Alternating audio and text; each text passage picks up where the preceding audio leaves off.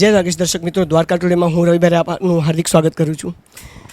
દ્વારકા કાળિયા ઠાકરનો દરબાર અને અનેક શ્રદ્ધાળુઓ લાખોની સંખ્યામાં શીશ ઝુકાવતા આવતા હોય છે. ત્યારે હજી જસ્ટ જન્માષ્ટમી ગઈ જ છે ને લાખો શ્રદ્ધાળુઓએ દર્શન કર્યા. અને એવા જ દ્વારકાધીશના ભક્તો એવા પાર્થિવભાઈ ગોયલ અને સલીમ મર્ચન્ટ દ્વારકાધીશના દરબારમાં એમનું ગીત દ્વારકા દરબાર લઈને આવી પહોંચ્યા છે. સર, પહેલાં તો દ્વારકા ટુડેમાં આપનું હાર્દિક સ્વાગત કરું છું હું.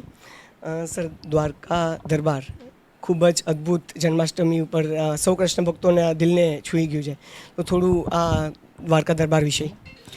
દ્વારિકાધીશ ઉપર ઘણા બધા ગીતો આપણે સાંભળતા જ હોઈએ છીએ, નવરાત્રિમાં પણ રાસે રમતા હોઈએ છીએ અને કેટલા બધા ગીતો યુટ્યુબ પર આપણે માણીએ છીએ.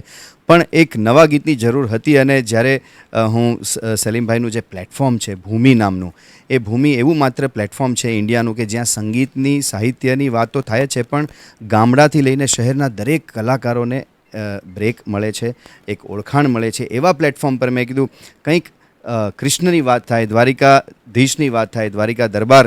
અને એમણે સરસ કીધું કે દ્વારિકા દરબાર ઉપર કોઈ એવું એટલા બધા ગીતો બન્યા નથી, તો આપણે એની ઉપર બનાવીએ.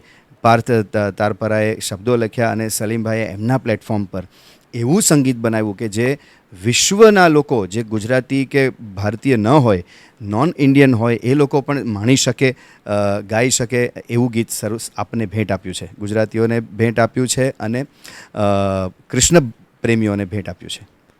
સર, જ્યારે અમે તમારા મોઢેથી નવરાત્રિમાં હોય કે ગરબામાં હોય કે જ્યારે કૃષ્ણ ભગવાનના ગુણગાન સાંભળીએ છીએ, સાથ એક ભગવાનનું એક જે પ્રેમની છલક તમારા આંખોમાં જોવા મળે છે.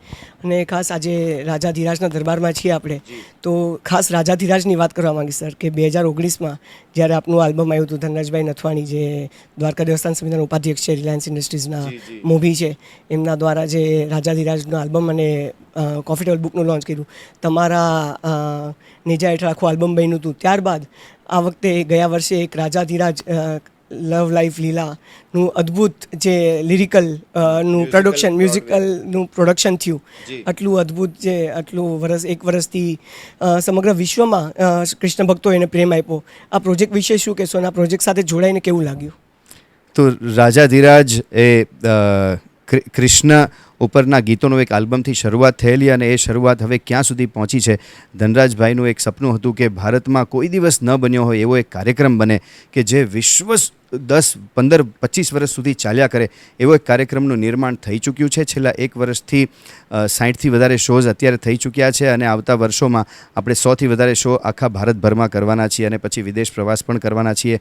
આ રાજાધિરાજ નામનું એક સંગીતની, આપણી ભાષામાં કહું તો નૃત્ય નાટિકા છે અને જેણે જે જોશે એને એવી સાદ્રશ્ય થશે કે મેં ગોકુળ પણ વિઝિટ કરી લીધું, મેં મથુરા પણ વિઝિટ કરી અને કૃષ્ણ જે સમયમાં હતા ત્યારે એ સમય કેવો હશે એનું તમને સાક્ષાત્કાર થાય છે આ પ્લેમાં.